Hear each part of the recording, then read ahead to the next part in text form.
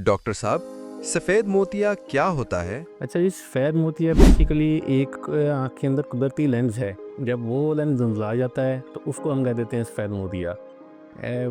Commonly ये age related factor है कि विद एज ये इंक्रीज कि हर किसी में कोई थोड़ा बहुत ना डेवलप होता ही है। तो ऐसा कोई बीमारी नहीं है, लेकिन बाज़ औक़ात बहुत सारी बीमारियों के साथ भी इसका ताल्लुक होता है। तो मेनली आप ये समझें कि जी लेंस जब आँख का धुंधला हो गया, तो आज जिस तरह ऐनक का शीशा है उसको धुंधला हो गया तो आपको नज़र आना कम हो जाएगा। इसी तरह आँख के अंदर का लेंस जब धुंधला हो जाए तो उसको हम कह देते हैं सफ़ेद मोतिया। इसमें बेसिकली या विद एज यूजुअली जो होता है वो विद एज ही डेवलप होता है कि आमतौर पे आप देखते हैं कि जो 50 के बाद जो है ना अक्सर हम जो मुआयना करते हैं मरीज़ों का, तो उसमें थोड़ा थोड़ा बनना शुरू हो जाता है। बाद लोगों में जल्दी इन्वायरमेंटल फैक्टर भी हैं, डाइटरी फैक्टर भी हैं, कुछ जेनेटिक्स का रोल है।